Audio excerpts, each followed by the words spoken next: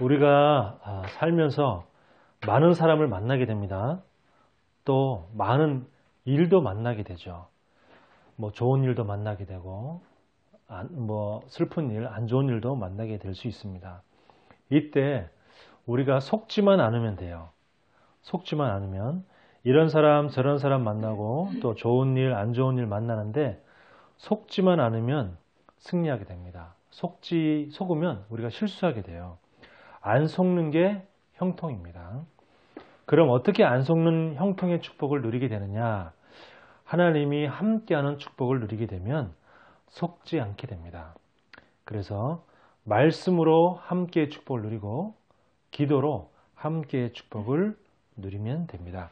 우리가 이 예배 시간이 바로 하나님과 함께하는 그 응답과 축복을 누리는 굉장한 축복의 시간이 여러분께 되어지기를 바랍니다. 그래서 우리가 하나님과 함께하면 어떤 축복을 받게 되냐면 형통의 응답을 받게 되죠. 형통의 축복을 누리게 됩니다. 이걸 보고 뭐라 그러냐면 중요한 누림이라 그래요. 우리가 뭘 누리는가가 중요하잖아요. 내가 어떤 사람은요 세상을 누리고 어떤 사람은 자기 생각 속에 잡혀있고 막 그러는데 그런 것이 아니고 내가 하나님과 함께하는 그 시간을 누리는 겁니다. 그게 우리의 시간 중에서 가장 중요한 시간이죠. 그래서 중요한 누림을 누리는 겁니다. 어떻게 중요한 축복을 누리느냐? 먼저 복음을 아는 게 중요합니다. 인간의 문제가 뭐냐? 복음이 없어서 온 문제잖아요. 인간이 행복하지 않은 이유가 뭐냐? 복음이 없어서 행복하지 않은 겁니다. 왜 자살을 하느냐? 복음이 없어서 자살하는 겁니다. 자, 복음이 없어서 귀신에게 잡혀서 무당이 되는 거죠. 그래서 이 복음은 사실은 모든 것입니다. 모든 것이 복음 안에 들어있다. 이거를 깨닫는 것이 정말 중요합니다. 정말로 복음은 모든 것이고 복음 안에 모든 것이 들어있다라고 고백하는 그 사람을 보고 뭐라 그러냐면 그리스도인이라고 그래요. 진짜 그리스도인이 되려면 뭐가 최고의 가치가 되어야 되냐?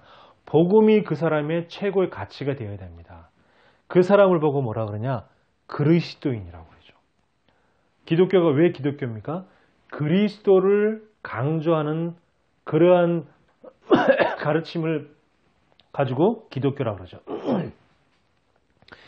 예배가 복음이 모든 것 된 사람은 예배가 모든 것이에요. 복음이 모든 것인 사람은 기도를 통해서 모든 응답을 다 받습니다. 그래서 예배와 기도로 충분한 거예요. 예배와 기도로. 다른 것이 필요 없는 겁니다. 예배를 통해서 내가 모든 답을 다 찾게 되는 거죠.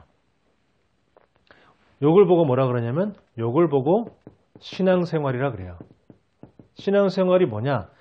예배로 충분한 겁니다. 기도로 충분한 거예요. 그래서 우리가 신앙생활 하면서 조심해야 될 사람이 있습니다. 어떤 사람이냐? 예배에 안 나오는 사람. 또 어떤 사람을 조심해야 되냐면 예배 시간마다 조는 사람. 특히 언제 시간? 예배 시간에 막 찬양할 때는 막 눈을 부릅뜨고 막 하면서 막 찬송해. 그러다가 딱 이제 중요한 말씀이 선포될 때 그때만 되면 바로 꼬꾸라지는 사람. 이렇게 막 이런 사람. 이런 사람은 여러분 정말 조심해야 돼요. 그런 사람은 절대 가까이 지내면 안 됩니다. 꼭 그런 사람과 가까이 지내는 사람이 이상하게 꼭 그런 사람에게 사기를 당하거나 뭐 돈을 막 빌려주고 못 받거나 꼭 그래요. 그래서 우리가 이 예배 시간이 가장 우리의 중요한 시간입니다. 그러면 모든 사람 있잖아요. 이런 사람 저런 사람 또 살다 보면 이런저런 일 만나게 됩니다. 우리가 좋은 일도 만나게 되고 또 안 좋은 일도 있을 수 있죠. 그래서 모든 사람, 모든 사건, 이 사건 속에 하나님이 함께 하신다. 어떤 사람을 만나도 하나님이 함께 하신다. 그리고 어떤 일을 만나도 하나님이 나와 함께 하신다. 이것만 확실하게 딱 붙잡고 있으면서 흔들리지 않으면 돼요. 속지 않으면 됩니다. 자, 그러면서 우리는 뭐하냐? 정말 하루에 우리가 주어진 그 하루 동안을 계속 하나님이 나와 함께 하심을 누리는 거죠. 24 함께를 누리는 자. 어떻게 24 함께를 누립니까? 하나님이 계속 뭐 머릿속으로 막 무슨 뭐 마인드 컨트롤하는 것처럼 하나님 나와 함께 하신다. 하나님 나와 함께 하신다. 막 주문해 오듯이 그것이 아니고 내가 24 내가 언약을 붙잡고 있으면 돼요. 그게 뭐냐? 하나님과 24 함께 하는 겁니다. 24 내가 말씀을 딱 붙잡고 있으면 그게 하나님과 함께 하는 거예요. 그걸 보고 뭐라 그러냐? 하나님의 영에 감동된 자.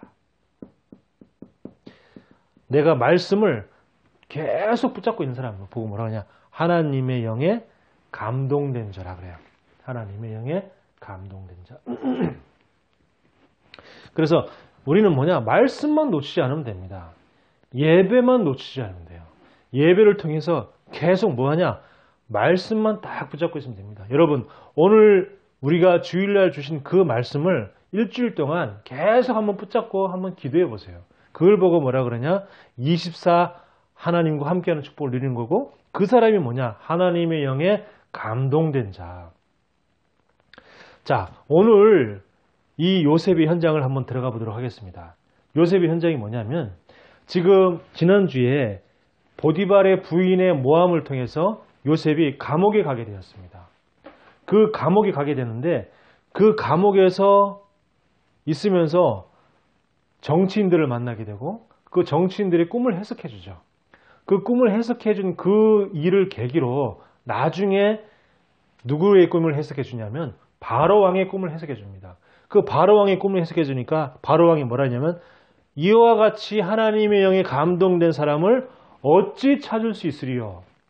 그러면서 하나님이 이 모든 것을 너에게 보여줬으니 너처럼 지혜와 명철이 뛰어난 사람이 없다라고 했습니다. 자, 우리가 하나님의 영에 감동된 자, 어떻게 24 언약을 붙잡고 기도하는 그 사람이 하나님의 영에 감동된 사람인데 그 하나님의 영에 감동된 사람은 지혜와 명철이 너만큼 뛰어난 사람이 없다 그랬습니다. 우리가 왜 기도 속에서 공부해야 된다고 얘기를 하느냐? 왜 예배를 드리고 예배의 축복을 누리면서 내가 사회생활을 하고 공부를 해야 되느냐? 하나님의 영에 감동된 사람은 지혜와 명철을 따라올 사람이 없기 때문에 그렇습니다. 자, 하나님의 영에 감동된 사람은 어떤 축복을 누리냐면 하나님이 중요한 만남을 갖게 해요. 중요한 만남을. 요셉이 하나님의 영에 감동된 사람이었습니다. 요셉이 하나님의 영에 감동된 사람이니까 하나님이 중요한 만남을 하는데 누구를 만나게 하냐니까 제일 먼저 보디발 장군을 딱 만나게 하는 거예요. 여러분, 요셉이 노예로 가는데 자기가 나는 누구 집에 갈 겁니다 라고 노예 주제에 선택할 권한이 있습니까? 없습니까? 선택할 권한이 없어요. 그냥 자기를 사는 사람한테 그냥 끌려가는 거예요. 그러니까 누가 자기를 살지 몰라요. 그렇죠? 노예니까. 예를 들면 요즘 말로 중국집 사장님이 요셉을 샀다. 그럼 어떻게 돼? 요셉은 늘 양파 까고 배추 썰고 설거지하고 이런 일만 늘 해야 돼. 근데 희한하게 누가 요셉을 샀냐 하면 보디발 장군이 요셉을 샀어요. 그것도 이 보디발 장군이 어떤 사람이냐면 바로 왕의 친위 대장이라고 그랬습니다. 그러니까 바로 왕을 갖다가 경호하는 바로 왕의 그 경호 친위대의 대장의 집에 딱 들어가게 된 겁니다. 이게 우연이 아니잖아요. 자기가 그걸 만남을 자기가 선택할 수 있는 게 아니잖아요. 이 보세요. 얼마나 이게 하나님이 기가 막힌 만남을 허락하셨는지. 왜 그러냐면 보디발 나중에 감옥 갈 때 요셉이 감옥 가게 되는데 보디발 장군 집에 있는 감옥이었다니까요. 집이 얼마나 크고 넓으냐면 집 안에 감옥이 있어. 집 안에 감옥이 있어가지고 그 집 안에 감옥이 있는데 그 보디발 집의 그 감옥은 아무나 잡히는 그 아무 죄수나 무조건 다 오는 곳이 아니고 왕의 죄수들, 그러니까 무슨 정치범, 무슨 경제범, 아주 고위층 범죄자들만 오는 것이 보디발 장군의 그 집에 있는 감옥이었다니까요. 보세요. 집이 얼마나 크고 넓은지 집 안에 감옥이 있다. 그러니까 그렇게 큰 집에 요셉이 가정 총무가 됐다는 것은 우리가 상상할 만하죠. 이게 보통 웬만한 노예 몇 명 있는, 노예 한 서너 명 있는 집에 총무가 됐다. 그런 얘기가 아니라는 거죠. 어마어마하게 많은 사람들 중에 가정 총무가 된 거예요. 요셉이. 자, 이런 중요한 인물을 하나님이 딱 만나게 하신 겁니다. 자, 두 번째. 감옥에 딱 가게 된 겁니다. 자, 이 감옥도 다른 감옥 간 게 아니고 어떤 감옥이요? 보디발 집에 있는 감옥. 자, 창세기 39장 20절이 나오잖아요. 창세기 39장 20절에 보면 이에 요셉의 주인이 그를 잡아 옥에 가두니 그 옥은 왕의 죄수를 가두는 곳이었더라. 그렇습니다. 이 보세요. 그 주인이 그를 잡아 옥에 가두는데 누가 가두는 곳이라? 왕의 죄수. 자, 그러니까 이 정부, 관료, 이런 정부 관료들이 들어오는 곳이 뭐냐? 바로 보디발 집에 있는 감옥이었습니다. 여러분, 지금까지 뭐 감옥에 갇혔다, 요셉이 죄수가 됐다, 그렇게 생각하니까 그냥 일반, 우리가 생각하는 그런 감옥, 이런 거 생각하셨죠? 아닙니다. 보디발 집에 있는 감옥. 아시겠죠? 거기서 누굴 만납니까? 거기서 많은 사람을 만나는데, 거기서 술 맡은 관원장을 만나게 되고, 거기서 또 떡 맡은 관원장을 만나게 되죠. 그래서 여러분, 모든 만남 속에는 하나님의 계획이 다 들어있습니다. 모든 만남에 하나님의 계획이 다 들어있어요. 첫 번째요. 만남 속에 그냥 만나는 게 아니고 나와 상대가 만나는 거잖아요. 그죠? 그래서 나를 향한 하나님의 계획이 있어요.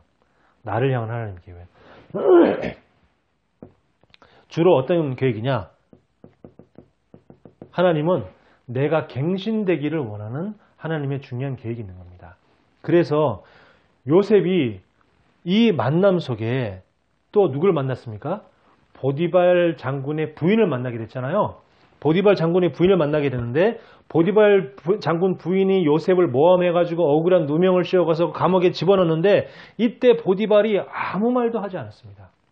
왜? 그 만남 속에 중요한 요셉을 향한 하나님의 계획을 알았기 때문에.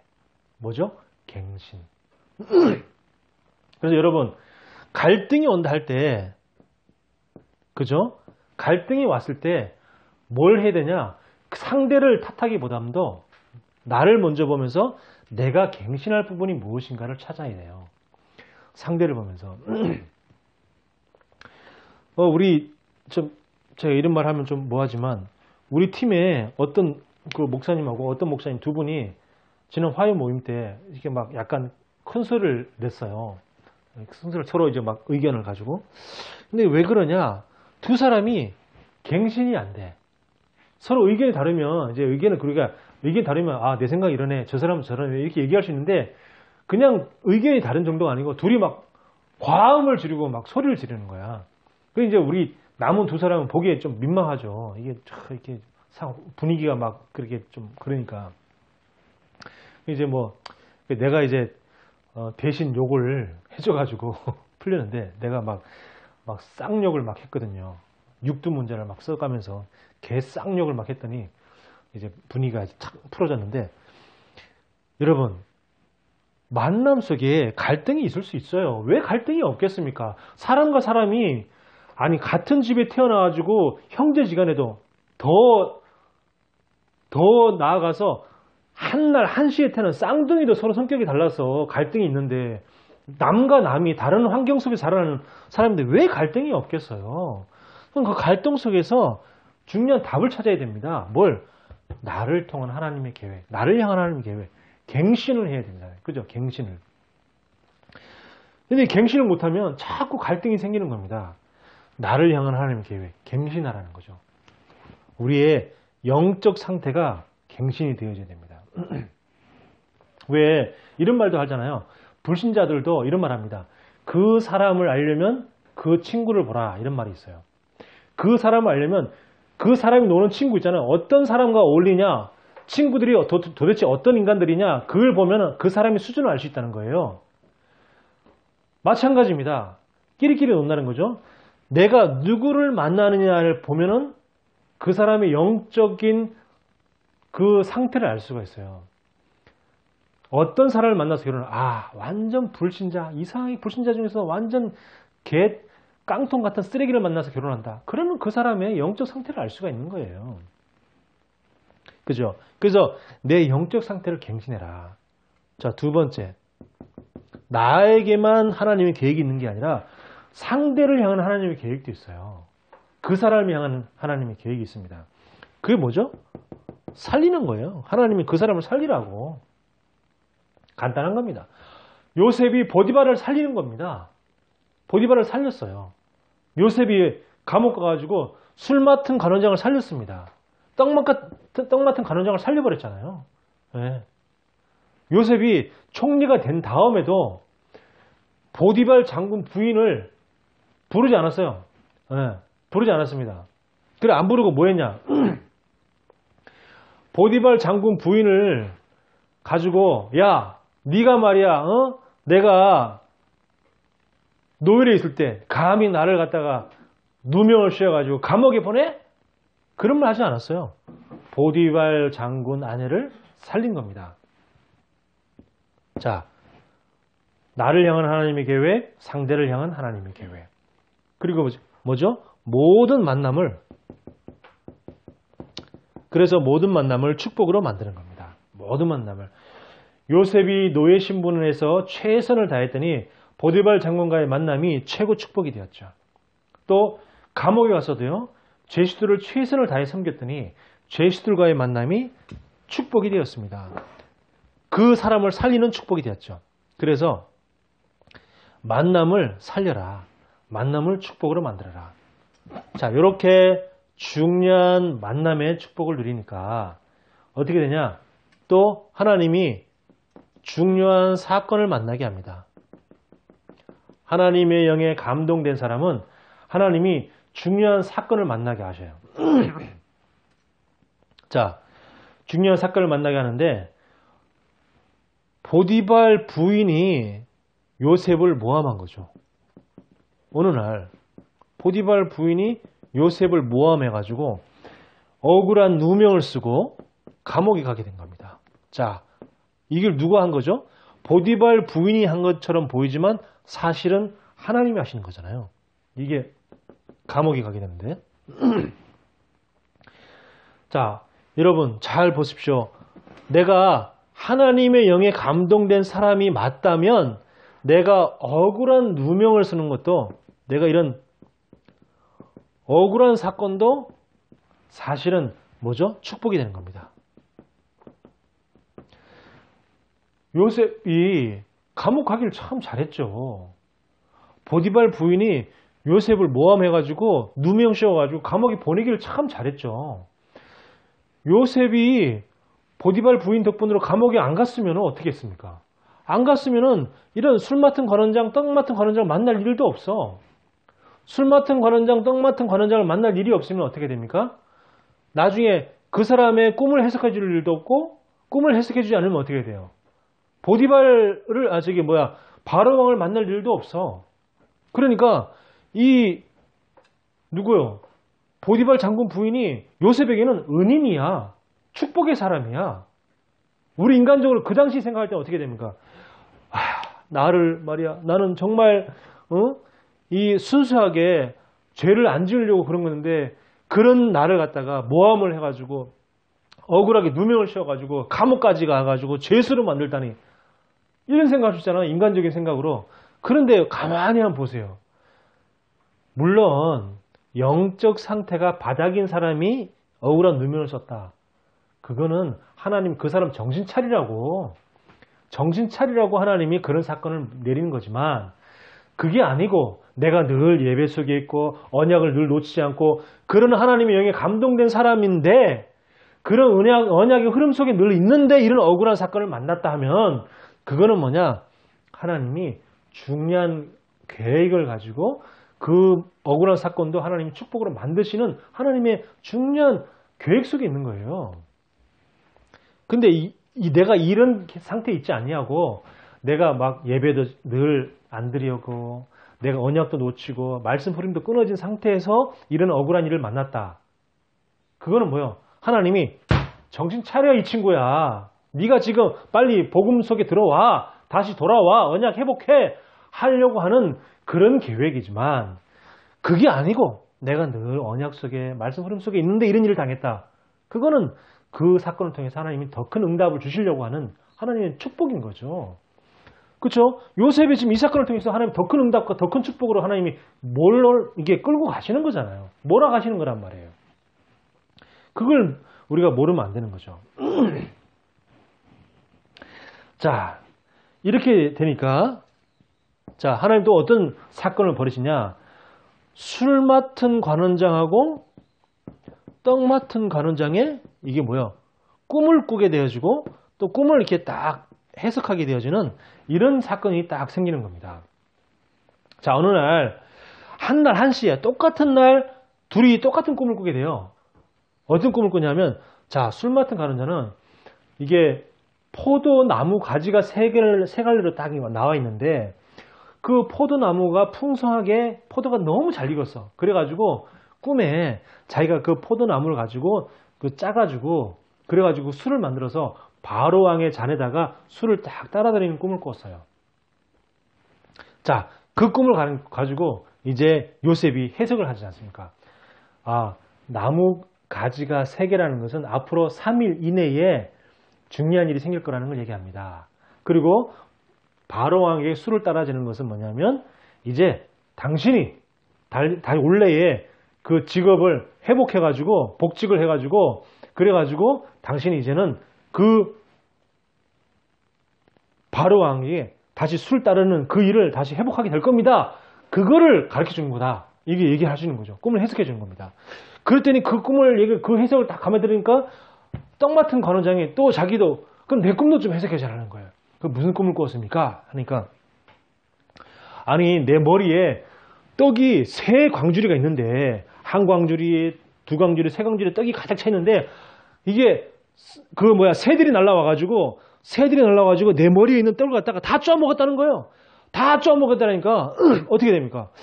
근데 그 꿈을, 이게 무슨 꿈인지 모르겠다 얘기하는 거예요. 그러니까 요셉이 꿈을 해석해 주는 거죠. 아, 그거는 3광주리라는 것은 앞으로 3일을 의미합니다.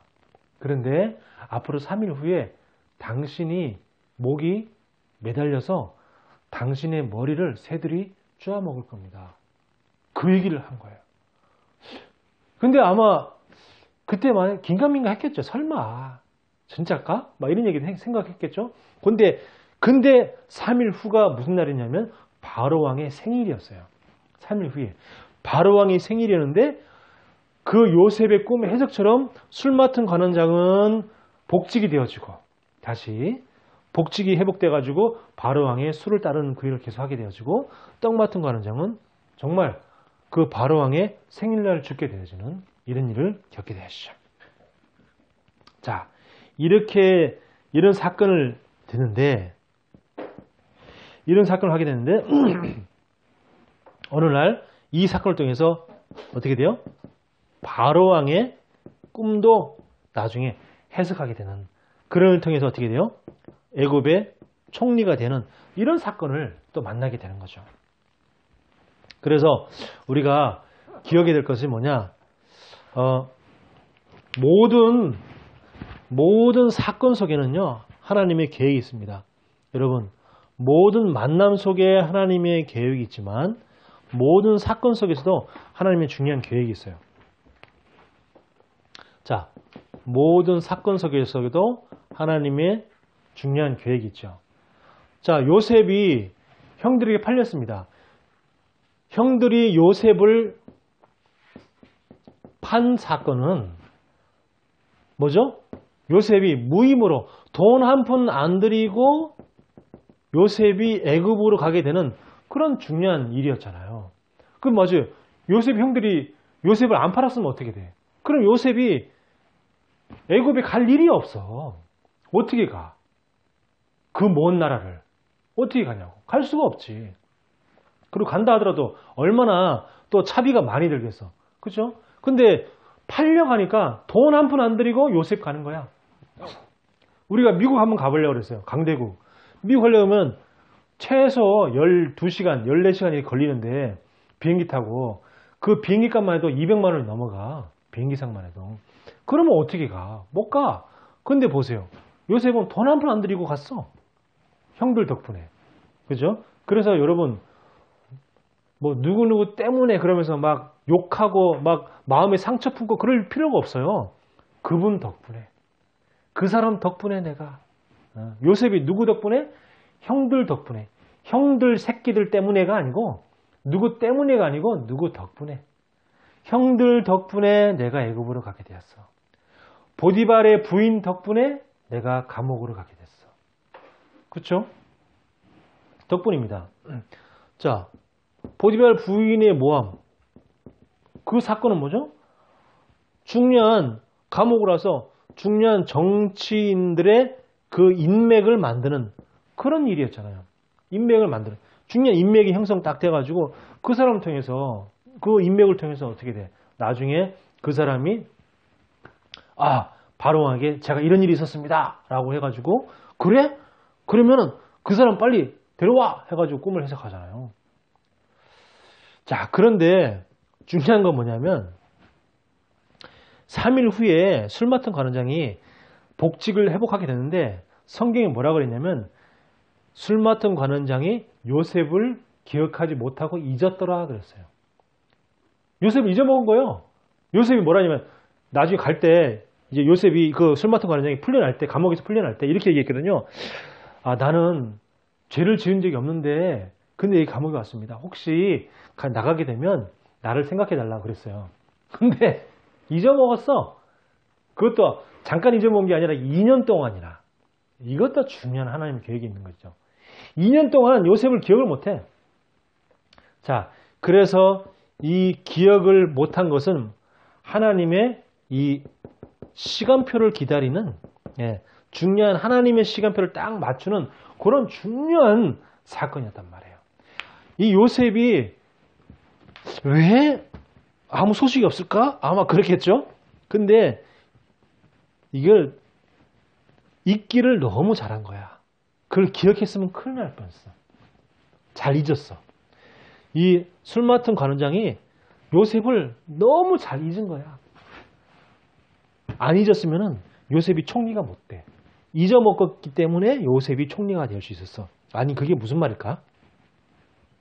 자, 그게 무슨 말이냐면 이제 이걸 한번 보도록 합시다. 자, 중요한 하나님의 영에 감동된 사람은 중요한 만남을 허락하시고 하나님이 또 중요한 사건을 만드시죠. 중요한 사건을 만나게 하시죠. 그러면서 하나님 뭐냐? 중요한 이 답을 하나님은 전달하게 하십니다. 중요한 답을 전달하게 하세요. 자, 이제 사건이 어떻게 시작되냐면 어느 날 바로 왕이 꿈을 꿉니다. 근데 뭐 숱하게 꿈을 꿨겠죠. 사람 살면서 왜 꿈을 안 꾸겠어요. 근데 꿈을 안 꾸는데 아주 이상하고 아주 심각한 꿈을 꾸게 되는데 그게 언제 꿈을 꿨냐면 바로 이 요셉이 술 맡은 관원장의 꿈을 해석하고 난 다음에 술 맡은 관원장이 복직을 회복한 다음에 2년 후에 바로왕이 딱 꿈을 꾸게 되는 거예요. 근데 왜 2년의 시간이 필요한가? 제가 이따 설명해 드릴게요. 자, 꿈을 꾸는데 살찐 7소가 딱 나오더니 조금 있다가 아주 흉하고 바짝 마른 보기 흉한 그런 7소가 나타나가지고 그 살찐 7소를 잡아먹는 거예요. 이게 말이 안 되는 거죠. 소가 무슨 소를 잡아먹어요? 소는 풀을 먹는데. 근데 말이 안 되는 그런 꿈을 꾼 거야. 그게 너무 이상한 거야. 그 잠을 벌떡 깼어. 바로왕이. 깼는데 다시 이제 잠이 들었죠? 잠이 들었는데 이번에는 또 무슨 꿈을 꿨냐면은 아주 살찐 그런 이거 7개의 그 이삭이 쫙 났어요. 7개 이삭이 나오는데 그 7개 이삭 이후에 조금 있다가 아주 마른 7개 이삭이 또 나타나는 거야. 또 나타나니까 그 7 이삭이 마른 7 이삭이 그 살찐 이삭 7 그 살찐 이삭을 갖다가 다 잡아먹어 먹으려는 거야. 그러니까 이게 이상하잖아. 이삭을 잡아먹다니. 이상하잖아요. 자, 이렇게 그런 꿈을 꿨는데 어떻게 되냐면 그 꿈을 밑에 무슨 이상한 무슨 술사들 이런 사람들이 그 얘기했는데 아무도 그 꿈을 해석을 못해. 그 꿈을 해석을 못하는 거야. 아무도 해석을 못해요. 자, 이러니까 이제 막 난리가 난 거죠. 난리가 나는데 이때 이 술 맡은 관원장이 어떻게 되냐?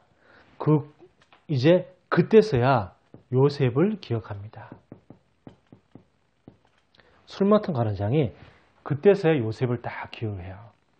그러면서 뭐라고 얘기했냐면 제가 지금에서야 제가 2년 전에 있었던 일을 생각합니다. 그러면서 뭐라고 하냐면 제가 2년 전에 감옥에 있을 때에 그 이스라엘에서 온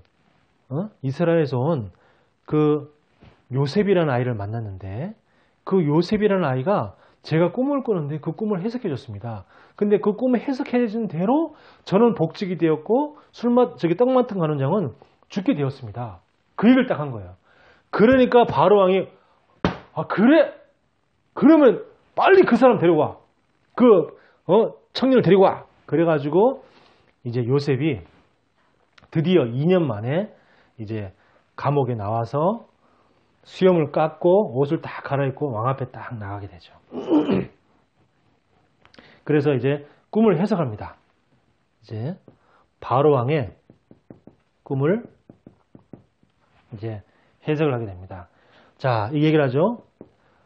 7 암소가 살찐 7 암소가 나오고 또 좋은 7 이삭 그 두 가지 좋은 거는 뭐냐면 이 7년 풍년을 말합니다. 7년 동안의 풍년을 말하고 또 그 살찐 소를 잡아먹었던 그 흉한 암소 그리고 또 알이 통통한 이삭을 잡아먹은 7 흉한 이삭 그건 뭐냐? 7의 흉년을 말합니다. 이렇게 얘기를 하죠. 그리고 근데 이게 똑같은 꿈인데 왜 똑같은 꿈을 갖다가 2번이나 겹쳐서 꿨냐? 그건 뭐냐면 하나님이 확실히 정한 것이기 때문에 반드시 하나님이 이 일을 하나님이 시행할 것이다. 이렇게 정확하게 답을 딱 전달합니다. 하나님의 영에 감동된 사람은 하나님이 중요한 만남을 딱 허락하시고요. 또 중요한 사건을 하나님이 허락하세요. 다윗이 목동으로 양을 치고 있는데 어떤 사건이 일어났냐면 블레셋 군들이 쳐들어온 거예요. 블레셋 군들이 쳐들어와가지고 그 블레셋 군들 중에서 가장 거인이었던 그 골리앗이 나타나가지고 계속해서 이스라엘 백성들을 유혹한 겁니다. 그 중요한 사건을 통해서 다윗이 어디로 가게 되죠? 그 블레셋 그 전쟁터에 가게 된 겁니다. 그 사건을 통해서 어떻게 돼요? 다윗이 이 골리앗을 쓰러뜨리죠. 자, 그런 중요한 사건을 딱 만나게 된 겁니다. 자, 그러면서 중요한 답을 또 전달하게 되는 거죠. 이게 하나님의 영에 감동된 사람입니다. 자, 이렇게 꿈을 딱 해석해 주면서 이제 뭘 얘기하냐면은 이제 왕께서는 7해 풍년 동안 계속해서 그 풍년의 그 곡식의 5분의 1씩 계속 모아서 창고에 들여놔가지고 그래서 그 창고에 저장해놨다가 7해 흉년을 대비하시길 바랍니다. 하고 중요한 이 대책을 제시합니다. 그쵸? 이렇게 하면 됩니다 하고 중요한 대책까지 다 제시하는 거예요. 자, 중요한 하나님의 영에 감동된 자는 어떤 사람이냐? 중요한 답을 전달하는 자가 누구냐? 바로 하나님의 영에 감동된 사람이에요. 자, 창세기 41장 8절에 보면 이 바로왕이 꿈을 꾸고 난 다음에 어땠냐면 아침에 그의 마음이 번민하여 그랬습니다. 마음이 번민하여 그랬어요. 그 히브리 말로 파함이라는 단어인데 괴롭다, 심히 괴롭다, 마음을 압박하다. 압박이 뭐예요? 우리가 스트레스라고 그러죠. 스트레스를 그 한국말로 하면 누르다는 뜻이잖아요. 그러니까 이게 마음이 번민하다는 것이 뭐냐면 굉장히 지금 마음이 눌리고 압박을 받아. 그리고 굉장히 마음이 괴로워. 우리가 주변에는요, 현장에 이런 사람들이 너무 많이 있습니다. 정말로요, 이렇게 막 정신 문제로 또 이 영적 문제로 굉장히 고통받는 사람들이 너무 많이 있어요. 마음이 번민하고 자살 충동을 느끼고 분노가 조절이 안 돼가지고 사람을 죽여버리고 싶고 이런 사람들이 너무 많이 있습니다. 그 사람들에게 답을 전달하는 자가 누구냐? 하나님의 영에 감동된 사람이다. 얼마 전에 그 최진실의 아들이 가수로 데뷔했다. 이제 그런 소식이 나왔죠.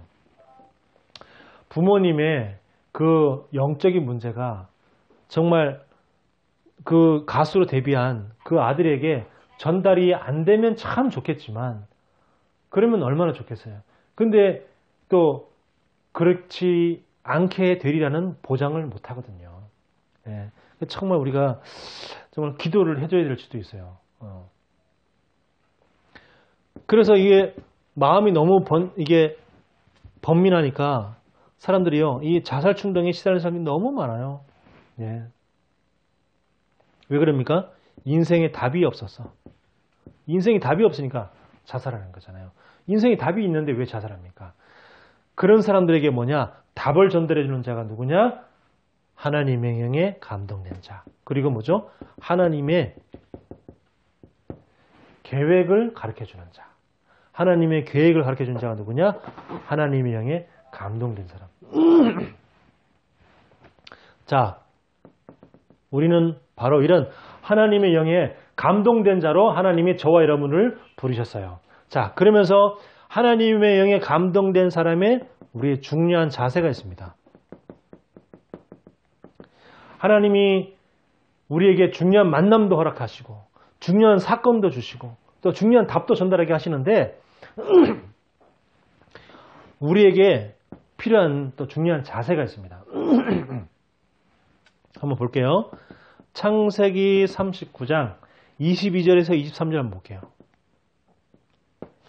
창세기 39장 22절에서 23절 보면은 이렇게 말씀합니다. 감옥에 있을 때에 간수장이 옥중 죄수를 다 요셉의 손에 맡김으로 그 재반 사물을 요셉이 처리하고 간수장은 그의 손에 맡긴 것을 무엇이든지 살펴보지 아니하였으니 이는 여호와께서 요셉과 함께 하심이라. 자, 이런 말씀 있죠. 간수장이 요셉에게 맡긴 것은 어떤 것도 다시 살펴보지도 않았다고 했어요. 얼마나 요셉의 일을 확실하게 했으면. 자, 요셉은요, 중요한 믿음을 주는 자였어요. 쟤는 맡겨도 돼. 쟤는 그냥 신경 안 써도 돼. 왜? 쟤는 제가 하는 일은 확실해. 쟤는 볼 것도 없어. 요셉이 그 정도였다는 거예요. 얼마나 일을 확실하게 했냐면, 그리고 뭐죠? 굉장히 이 책임감 있는 자세. 그런 책임감 있는 자세로 매사에 모든 일에 늘 사람들에게 믿음을 주고 모든 일에 책임감 있게 다 일을 다 처리하고 이런 사람이 있는 거예요. 우리 하나님의 자녀는 세상에서 이런 사람이 돼야 돼요. 막 쟤는 그냥 내가 볼 것도 없어. 제가 하는 일은 내가 살펴볼 것도 없어요. 내가 잘했나? 한번 확인해 볼까? 혹시 뭐 빠진 건 없나? 혹시 뭐 실수한 건 없나? 확인해 볼까? 이런 일을 할 필요가 없는 그런 사람. 이게 바로 뭐냐? 하나님의 자녀예요. 하나님의 자녀는 이렇게 일을 해야 됩니다. 아니 뭐 직원을 하나 뒀더니 일을 너무 못해. 일을 너무 못하고 막 직원을 하나 뒀더니 이거 뭐 맨날 실수하고 뭐 동계산 실수하지 뭐 빠뜨리지 보고서 올리라니까 보고서는 너무 허술하게 올리지 아니 뭐 그리고 주랑 행정 서류를 갖다 올리는데 행정 서류를 갖다 엉망으로 만들어 놓지 그러면 어떻게 돼? 맨날 욕먹고 지적질하고 얻어 터지고 그러죠. 근데 알고 봤더니 또 주일 뭐하냐 일요일날 뭐하냐 했더니 일요일 또 교회 간다네? 그러면 어떻게 돼? 그 사람은 교회 다니는 인간들 저것들 진짜 그러면 어떻게 됩니까? 하나님 영광 다 바닥에 떨어뜨리고 그러면요 그 사람은 이제 직장에서 잘리고 기독교인 욕먹이고 하나님 영광 발로 차이게 만들고 이런 사람 되는 거예요. 우리가 요셉처럼요 진짜 우리가 불신자한테도 믿음을 주는 사람이 돼야 돼요. 야, 좀 믿음 주는 자고 책임감 있게 일하고. 그런데 가끔 제가 전도하러 가다 보면요 이제 불신자들 중에 자기는 예수 절대 안 믿는 사람이 있어요.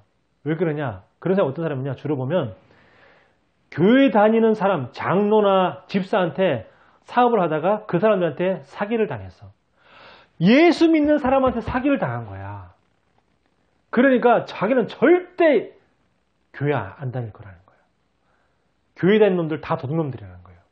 이게 뭡니까 도대체? 하나님의 자녀가 정말 정직하게 책임감 있게 정말 믿음을 주면서 역시 내가 딴 사람은 모르지만 나는 뭐 예수는 안 믿지만 그래도 뭐 교회 다니는 사람하고는 정말 확실해. 교회 다니는 사람하고는 하면 뭐 절대 손해볼 일 없어. 이런 이미지를 심어줘야지. 아니 교회 다니는 사람하고 이랬더니 사기를 당하고 말이야. 등쳐먹고 말이야. 그러면 되겠습니까?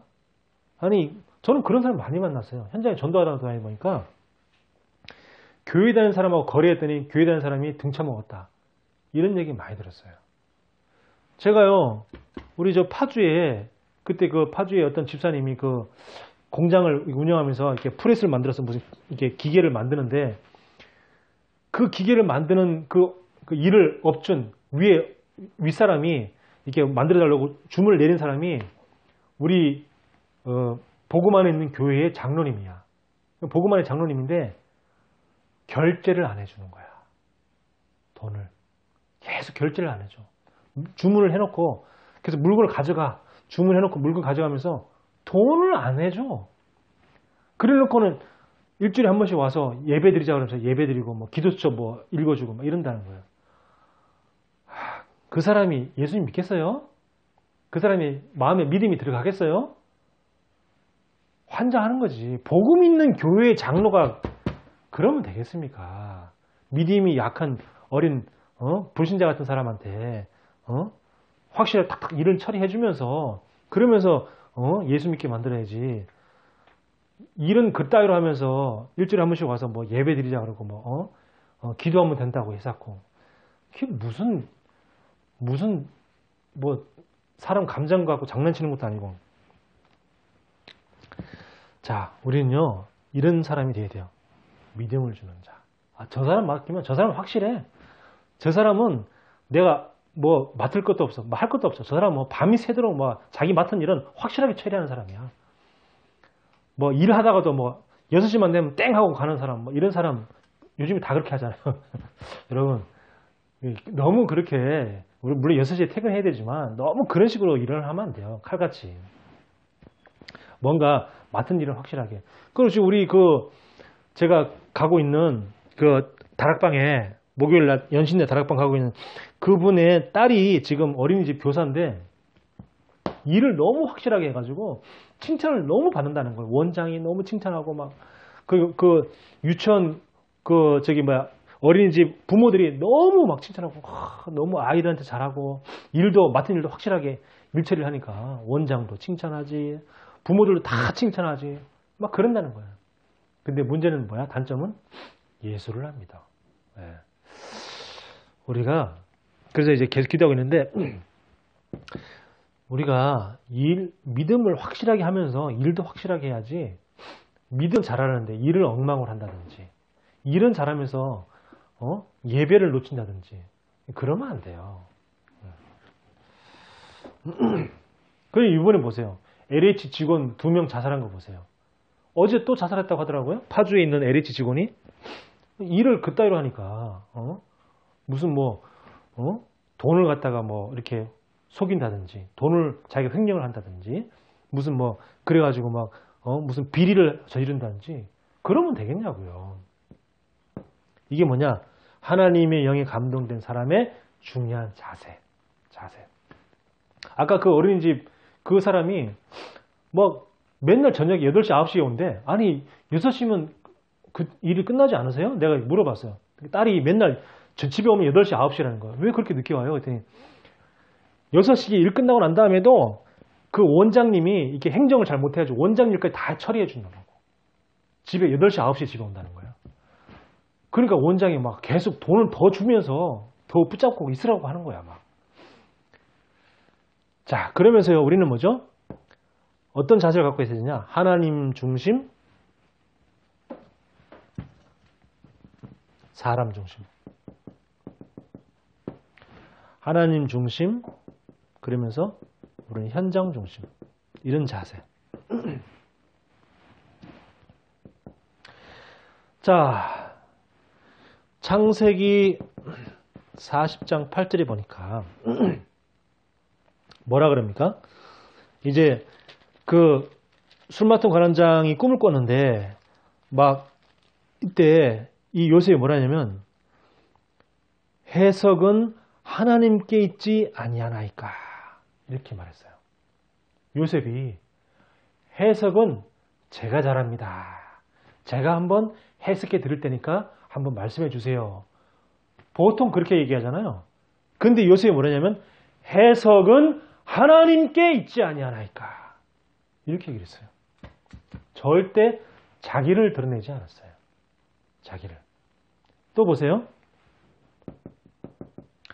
창세기 41장 15절에서 16절.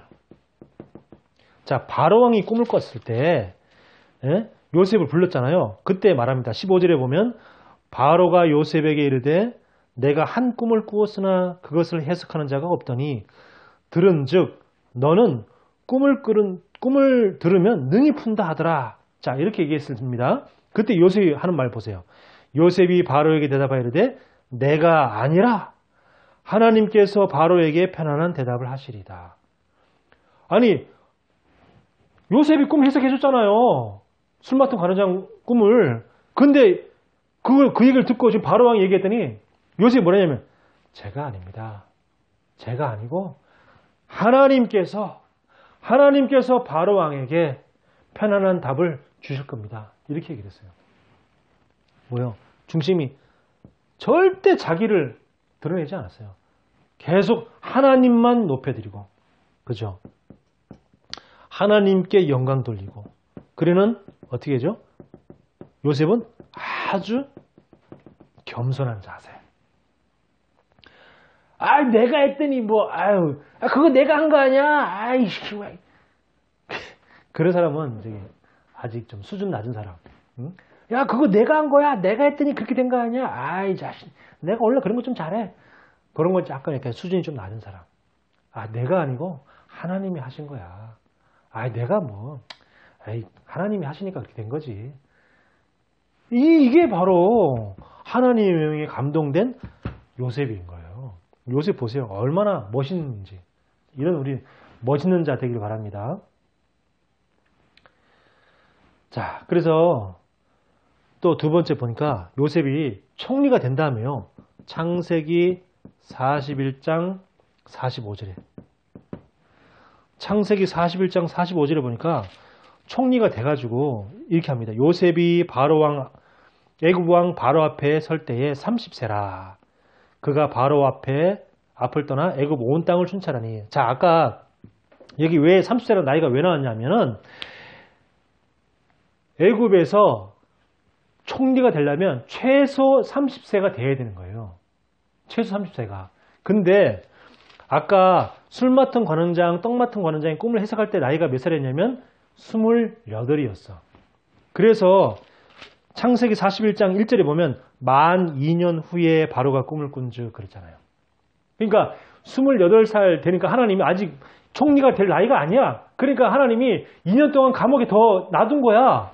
감옥에 놔뒀다가 30살에 딱 되었을 때 2년 후에 바로가 딱 꿈을 꾼 그 30대가 되었을 때에 하나님이 요셉을 딱 끌어내가지고 꿈을 해석한 다음에 애굽의 총리가 딱 되게 만든 거예요. 그러니까 세상적으로도 딱 조건이 딱 맞게끔 하나님이 그렇게 기가 막히게 하신 거야. 그러니까 그죠? 아까 내가 왜 술 맡은 관원장이 요셉을 잊은 걸 잘했다고 한지 그 이유를 아시겠죠? 자, 그건 그렇고 요셉이 뭐라고 했냐면은 애굽 온 땅을 뭐냐고 순찰했다 그랬어요. 순찰했다 그랬습니다. 아니 애굽의 그 큰 강대국에 그 총리가 좀 되었으면 말로 다 지시해도 돼요. 말로만 다, 그죠? 말로만 다 지시해놓고 야 이렇게 해라 저거 해라 그냥 보고해. 그래서 보고서 받아보고 똑바로 했네. 야 이건 왜 이렇게 했네. 이렇게 해도 되잖아요. 근데 요셉이 몸소 온 땅을 다 순찰하면서 현장을 다 본 거야. 현장을. 그게 뭐죠?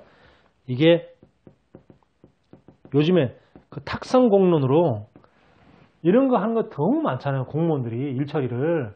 뉴스에 보면 실제로 한 번도 와보지 않았다고 합니다. 뭐 이러면서 이렇게 뉴스 앵커가 그 기자가 막 그런 얘기도 하잖아요. 그러니까 이게 지금 현장에 어떤 일이 있는지 어떤 심각한 문제가 있는지 공무원들이 가보지도 않고 뭐 탁상 공론으로 행정으로만 뭐 일처리하는 그런 사람 너무 많은데 요셉은 실제로 몸소 현장을 구석구석 그 큰 애굽을 다 다녀보는 거야. 그게 뭡니까? 요셉은요 노예에 있을 때나 진짜 응답받아가지고 아주 높은 자리 총리가 되실 때나 요셉은 절대 변하지 않는 거예요. 변하지 않는 중심. 이런 사람이었습니다. 요셉이. 참 우리가 얼마나 이렇게 멋있습니까? 그죠? 아니 막 응답이 없고 막 힘들 때는 막 하나님이 열심히 섬기겠습니다. 오직 하나님 뭐 예배 맨날 충성하고 막 그러다가 응답 조금 받으면요. 아우 지난 주일에 예배 바빠서 제가 못 갔습니다. 아유 목사님 죄송합니다. 아유 요즘에 너무 바빠서 가지고요. 이런 사람이 있어요. 그 사람은요 절대 응답 못 받습니다. 하나님이 그 사람의 중심을 딱 보시고 쟤는 응답 받으니까 저렇게 행동하네. 알았어. 너 이제 내가 알아봤어. 이렇게 되는 거예요. 요셉은요 감옥에 있을 때나 노예에 있을 때나 일 처리하는 거 그리고 하나님에 향한 중심 그리고 절대 변하지 않는 그 마음 어느 것 하나 진짜 참 요셉은 우리가 정말 기독교인의 모범생 정말 본받을 사람의 표본입니다. 요셉이.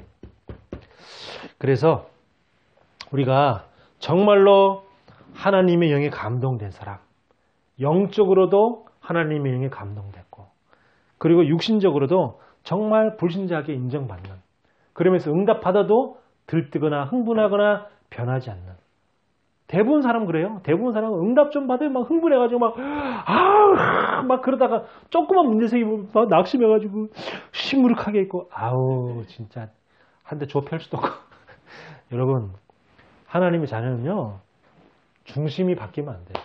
아니 이런 일도 있고 저런 일도 있지. 아니 안 좋은 일도 하나님이 축복의 계획이 있잖아요. 근데 왜 낙심하고 힘 빠져 있습니까? 그럴 필요 없어요. 그래서 우리는 뭐냐? 하나님의 영에 감동된 자다. 저와 여러분은 하나님의 영에 감동된 자다. 이 응답과 축복을 누리고 일주일 동안 이 말씀을 꼭 붙잡고 있으기를 예수 그리스도 이름으로 축원합니다. 기도합니다. 하나님 은혜를 감사합니다. 정말 많은 기독교인들이 욕을 먹고 있는데 특히 지금 코로나 시대에 더 많은 교회들이 욕을 먹고 있습니다. 정말 우리가 요셉같이만 하면은 불신자들한테 인정받고 칭찬받고 오히려 더 나도 교회 다니고 싶다. 이런 세상이 될 것인데 너무나 우리가 교회에서 가르친다고 하지만 엉뚱한 것을 가르치고 복음이 아닌 다른 것을 가르치다 보니까 기독교인들이 욕을 먹고 정말 요셉과 같은 이런 좋은 모델이 있는데도 불구하고 요셉을 닮지 못하고 불신자보다 못한 그런 삶을 살다가 오히려 하나님 영광을 가리우고 많은 전도와 선교에 방해되는 일을 하고 있습니다. 하나님, 우리는 정말 요셉과 같은 하나님께 영광 돌리며 사람에게 인정받는 그런 자들로 쓰임받게 하여 주옵소서. 예수 그리스도 이름으로 기도하옵나이다. 아멘.